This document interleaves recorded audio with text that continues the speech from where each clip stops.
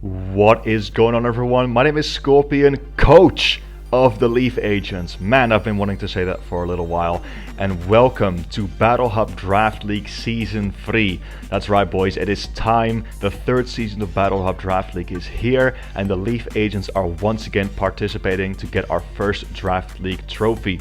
In this video, I will be quickly walking you guys through the team that I have drafted, the rules of the draft league itself, and also some other special announcements. So I'm sure you all are very excited for it. I hope if you are as excited for BHDL Season 3 as I am, please let me know by leaving a like, subscribing if you're new, and with that being said, let's jump right into it. So, let's very quickly go over the draft rules. Now, as for Season 3, I am actually the new owner of Battle Hub Draft League. I took it over from the previous owner, Biradu. He's been very busy IRL, and obviously he wanted to take a seasonal break from the organization. And because I have been very passionately participating in this league since Season 1 and very passionately been helping it, put it together since Season 2, he thought I was a very good candidate for the ownership of the league. And I was like, sure bro, I'll do it. And so I am the new owner of Battle Hub Draft League Season 3. So I put another lovely team of commissioners together, and we have made up the following rules. Basically, the idea of our league is that we're going to be forcing coaches to put more emphasis on more balanced teams with both higher tiers and lower tiers getting a chance to shine, and also putting a big emphasis on our free terror pool. So let me actually look at these in depth. First of all, we have 9 rounds of a regular season plus playoffs, so hopefully no 5-3 plus 1 tiebreaker differential that is going to cost us still our chances of making playoffs this time. We also have 105 points, so 5 points more than Season 2, to draft 10 to 12 Pokemon. And in Season 2 that was 9 to 11. So you actually have to draft more Pokemon this time, meaning that the overall value of the Pokemon is going to be a little bit lower, but the ideal strategy is that it's going to be spread out. And the idea was that we remove the ability to go really top heavy, which is something that we didn't really like about the first 2 seasons, particularly Season 1. We also have a new point category with 19 points, and we have 20 points to choose up to 3 Terra Captains. Now this season, only Pokemon with 11 points and below can be chosen as Terra Captain, so a little bit more Pokemon overall than in Season 2. However, there have also been a couple of complex bans in place to ban certain Pokemon like Regieleki from being able to Terra. And so overall, I think the general rules this season are actually the most well thought out between the 2 seasons. Because for example, in Season 1, we had a couple of very overpriced Pokemon in the 15 point tier because we wanted to shove them above the Terra threshold. Yeah, I'm really excited to see how this league unfolds, and with that being said, let's take a look at the draft order to see where I ended up. That was in 4th. Now, obviously I did the draft order video myself, so I've kind of given my thoughts on my spot already, but I'll repeat it a little bit here. This is a mixed feeling for me. In Season 1, I was in the middle at spot number 9, and in Season 2, I was at the forefront of the wheel at spot number 2. Now, I don't think 4th place is a bad spot at all. As a matter of fact, I think it's one of the better spots you can get because it allows you to get a very strong top tier threat early on. However, I really just wanted to experience what it's like to be at the end of the wheel. And I also didn't really want to wait very long between my round 1 and 2 picks. But you know what? Again, I'll take it 4th place. And I tried my best to put a good team together with what I had. Now, spoiler alert, this season is the season of snipes, and you might have spotted this in a couple of other draft analyses as well. I'll leave a link to some other coaches that uploaded their analysis in the description down below. But a lot of coaches ended up getting sniped off their picks this league, which is very interesting because we actually have the biggest draft board available yet. So I don't know how this happened, but it did. And I myself was no exception. As a matter of fact, I may have been one of the coaches that got sniped the very most. But again, regardless, I tried my best to come up with a good team, and I've been talking about it a little while, so let's get right into it. So, Scorpion, what was your round 1 pick?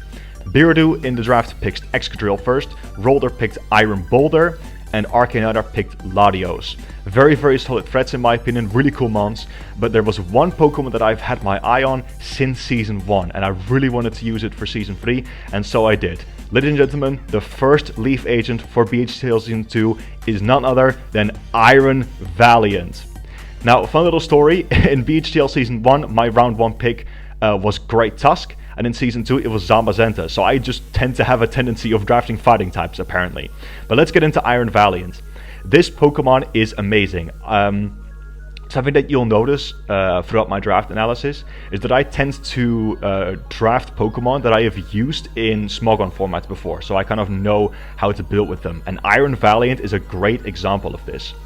It is a very, very difficult Pokemon to prepare for, with an amazing typing in Fairy and Fighting, and amazing stats across the board.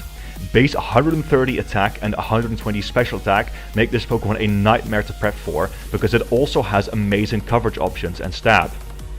On the physical side, it can use things like Spirit Break and Close Combat, as well as coverage options like Fire Punch, Thunder Punch, and even Priority in Shadow Sneak. And on the special side, its move pool is even bigger, with stab options like Moon Blast, Focus Blast, Aura Sphere, Priority Vacuum Wave, and also loads of different coverage options like Thunderbolt, Energy Ball, Shadow Ball, the list goes on. It also has a fantastic speed set of 116, which can be boosted further without a choice card, thanks to its ability Quark Drive, which allows it to boost its speed without repercussion, but only one time. With this, Iron Valiant can fill a bunch of roles, being a breaker with Choice Specs or Choice Band, a sweeper with Calm Mind or Swords Dance, or overall even be a utility mod because it also gets access to a bunch of amazing moves like Encore. So overall, I'm super excited to use this dangerous weapon, and I really welcome Iron Valiant to the Leaf Agents. Now for my round 2 pick, I actually got sniped already, which is pretty interesting. However, I didn't try to come up with a replacement pick just yet. I was just going to stick to my plan, and for my second round pick, I wanted to continue building on my Fairy, Dragon, Steel core, which is in my opinion the most important type core that any Draft League team can have, because I do think that these are the 3 strongest types in Pokemon. So for my round 2 pick, I wanted something that was able to also hit hard, pivot around, and has good bulk alongside the Steel typing. So we once again ventured down to Area 0 and got another fellow Paradoxmon, being Iron Crown. Now as you can see on my team logo, we are the Leaf Agents and my mascot is Iron Leaves. And that is no surprise, because some of my favorite Pokemon this generation really are the future Paradoxes, and in particular the future Swords of Justice. When I first saw Iron Crown being revealed alongside Raging Bolt, I had a feeling that this Pokemon was going to be underrated, and I'm very glad I was able to pick it up.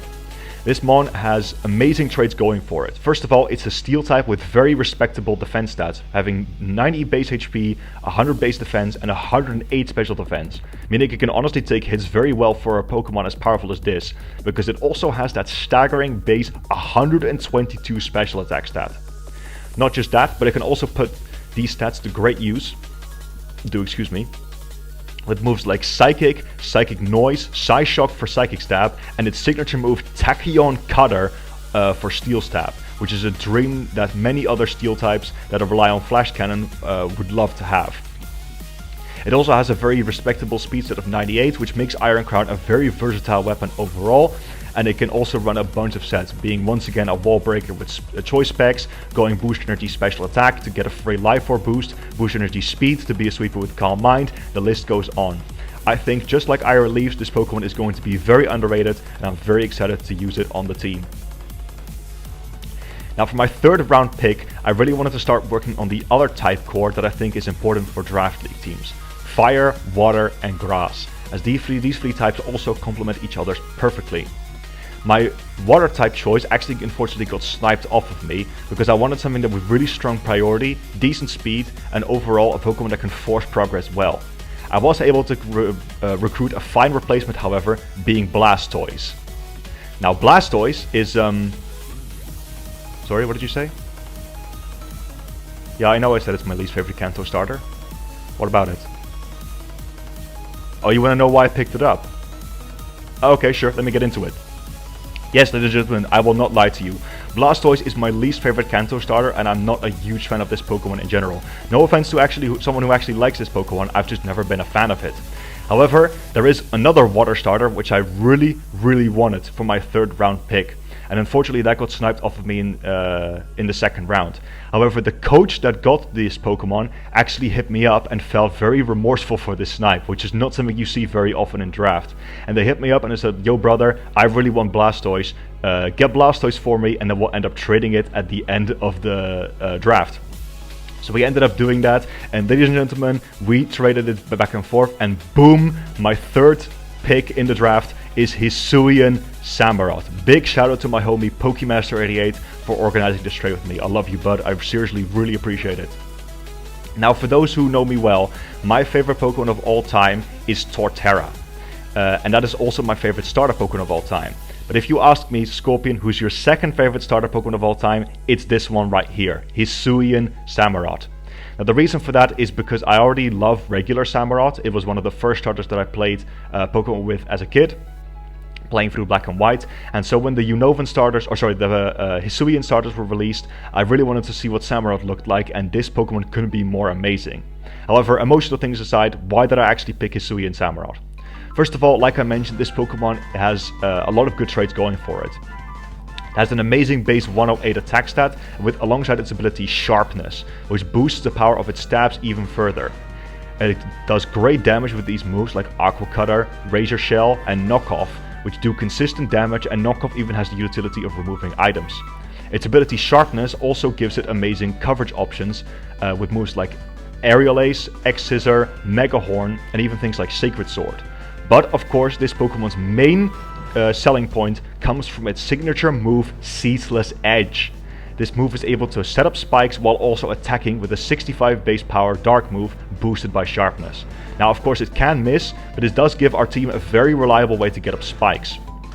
Hisuian Samurott even has a respectable bulk and is also a great Assault Vest user, and it has a usable base special attack stat of 100, allowing it to hit certain Pokemon with really high defense but low special defense very well, like Great Tusk or Iron Bundle.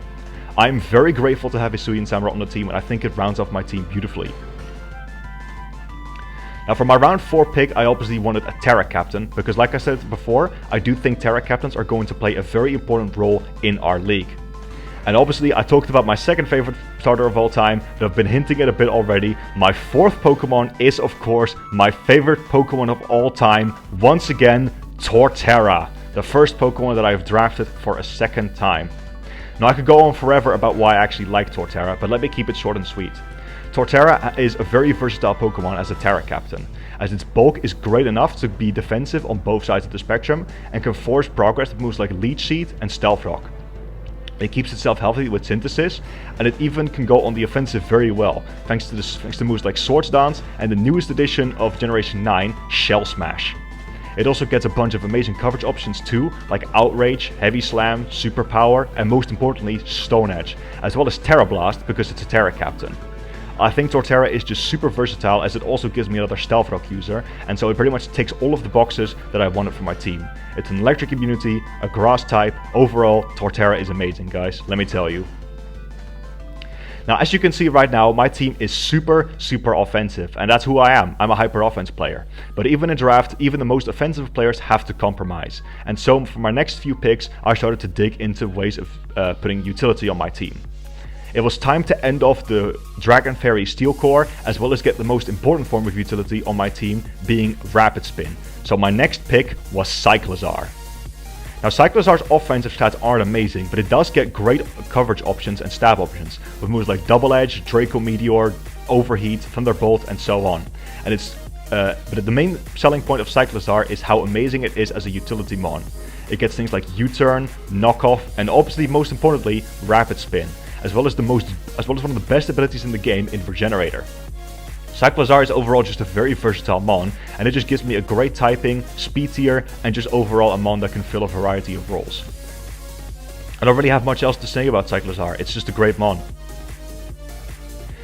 Now, obviously, the next thing that my team needs, in my opinion, is something that every Draft League team needs, being a grounded Poison type. Now, for my next pick, I was originally planning on going Alolan Muck, but that got sniped off of me by a certain coach, who we will see more of later. I was, however, able to secure a Poison type that ticks even more boxes for me, also being a pivot, and that Pokemon is Pheasantipity. Now, Pheasantipity, in my opinion, is a very underrated Pokemon in Draft, as its amazing base 125 special defense, makes it able to sponge a lot of special hits. It can keep itself healthy with items like Leftovers and Black Sludge, as well as moves like Roost. It's got a deceptively high base 99 speed stat, which is obviously very useful in making our walls not too passive. And it honestly gets pretty good offensive moves too, like Play Rough, Moonblast, Heat Wave, Sludge Bomb, and Poison Jab. But the main reason that this Pokemon is so good is because of its amazing special defense and that ability, Toxic Chain. Pheasantipity is just able to force progress no matter what, and with a team as fast-paced as mine, I honestly think it's a really good addition as a wall for my team. I don't really have much else to say about Pheasantipity, just this Pokemon is solid once again. Now the next thing I really wanted from my team is another electric immunity, a strong wall breaker, and most importantly a flying type, since right now I'm still a little bit weak to ground. I really wanted Kilowattrel to secure a second good Terra Captain, but the same coach that sniped Alolan Muck off me in that same round also got Alolan Muck. Or sorry, Kilowattrel I mean. So I wasn't able to do that. However, there was another very powerful electric flying type on the board that I still really wanted to use. And so right now we welcome the second returning phase of the Leaf Agents, being Thundurus Therian. Now Thundurus Therian was honestly one of my most successful Pokemon and most fun to use Pokemon back in Season 2, and so I'm actually very excited to see it back on the team again. It's an amazing breaker with a base 145 special attack stat, and the base 101 speed is no slouch either. It can set up with things like Nasty Plot, and it also is a great choice specs user, as it has very powerful electric stab with moves like Thunderbolt, Discharge, Volt Switch, and even Wild Bolt Storm if you want to. But it also has great coverage options like Sludge Bomb, Dark Pulse, Flash Cannon, Focus Blast, and most importantly, Grass Knot. Thundurus Therian is just very versatile, and I think it rounds off my team beautifully by being an electric flying type that's even immune to electric itself. I really welcome Thundurus Therian on the team and I can't wait to use it. So next up on the team, I wanted to have a more reliable wall, because even though my utility Pokemon are good at taking hits, they're not exactly immortal. And so for my next Pokemon, I wanted something that I could switch into basically anything. So for that, I got Bronzong. Now Bronzong might seem as a bit of a surprising pick, considering I already have a Steel Psychic type. So you might be wondering, why Bronzong? Let me explain. The reason being that first of all I wanted a slow Pokemon, so bulky teams could not abuse my speed tiers by just investing all in HP and not having to invest in speed, as they will actually have to outspeed Bronzong. It also gives me another Stealth Rocker, so I can use other sets for Torterra if need be. But it's also amazing at setting up screens, which is something that offensive teams really enjoy. It's no defensive passive wall either, as it hits insanely hard with moves like Gyro Ball, and can even set up Trick Room if I decide to go that route. And it also has little niche options, like being able to, for example, set up Psychic Terrain for Iron Crown. Bronzong is no superstar, but it physically ticks all the boxes that my team needs, and Steel Psychic, with that Levitate and Heatproof abilities, is actually a very good defensive backbone for my team. So overall, I think Bronzong is still an amazing pick, despite the type singularity, or similarity, sorry. Not singularity, and I think it rounds off my team beautifully. Now it was time to make my last two picks, and I didn't have very many points left over. Now you might be asking yourself, Scorpion, you don't even have a fire type yet, where's your Fire, Water, Grass core? And that's a very good question. Another question you might ask is, Scorpion, where's your Ghost type? You can't even block all the hazards that you just mentioned about setting up. That is also very true. Now for my second Terra Captain, I really wanted to secure Chandelure, because I think it's a very solid wall breaker and basically ticks all of the boxes that my team needs. However, that Pokemon got sniped off me once again. However, I was able to secure another fine replacement, and ladies and gentlemen, boys and girls, this really is our season of the starters. That's right, we got Hisuian Typhlosion. Now Hisuian Typhlosion is still no slouch, as it can hit very hard with Scarf and Specs Eruption, and its amazing base special attack stat of 119. It's also a very solid burn spreader with moves like Will-O-Wisp and its signature move Infernal Parade, making it hard to switch into and unpredictable to what it could do, as guessing wrong whether or not this Pokemon is offensive or defensive can be fatal. As a Terra Captain, it gets even more amazing coverage options, alongside its usual tricks of Solar Beam, Focus Blast and Extra Sensory, but it also gets the amazing coverage of Terra Blast. Being able to change its typing whenever I desire is also a great, amazing trait, and it basically means that we won't have to rely on Torterra all the time to pull off some Terra Sweeping. I think Hisuian Typhlosion is exactly what my team needs for its last pick, and gives me a very strong team as a whole. Although it does suck not being able to use Chandelure for that role. However, as I mentioned before, and as you can see on the screen, we did have to get 10 Pokemon, and my team still had 2 points left. For my last pick, I wanted something that I knew wouldn't mess up my team's defensive structure, and could still offer something unique. I could also make this Pokemon a Terra Captain, so you know, might as well. For my last pick, I got the pre-evolution of Grimmsnarl, Morgrem. Now Morgrem is the only Pokemon on the team that I don't really have an emotional attachment to. As a matter of fact, I really don't like the Grimmsnarl line. But Morgrem does round off my team beautifully. Dark Fairy is not a bad typing at all, and this one gets Prankster, which means it can have priority on moves like Reflect, Light Screen and Thunder Wave. It also has a usable base special attack of 75 for an NFE, and gets good moves like Dazzling Gleam and Dark Pulse. I don't expect this mon to be a superstar, but there's actually one good reason why I think Morgrem is still potentially useful. As you know, my team is very fast paced, and if I want to use a Hyper Offense screen structure, which is a very common playstyle, Bronzong's passivity could come back to bite me. In weeks where I think this playstyle could really help me out, I think Morgrem could be a much better pick than Bronzong, because of its frailty, which can actually be useful, as my opponent will be able to KO it quickly, and then I can get another fast threat in. Because of its ability to use Parting Shot, it also can just switch out itself if my opponent is not falling for the bait, meaning it honestly has still a pretty good use on my very offensive team here. And that's my team for Battle Hub Draft League Season 3. I hope you guys enjoyed the draft analysis, and let me know what you think of my team in the comment section down below. We'll be hosting a power rankings video to have a look at everyone else's team on the BHDL channel, so make sure you follow that as well. For now, I want to thank you all for watching, and here's hoping that the Leaf Agents have a good season. I hope to see you all in our week 1 upload as well, which is coming very soon. For now, I wish you all a good day. Again, thanks for watching, and have a nice... I just said have a nice day again. Man, I always struggle using outros, but you know what? I'm not even going to cut it out. Thank you for watching, leave a like, subscribe if you did enjoy, and peace.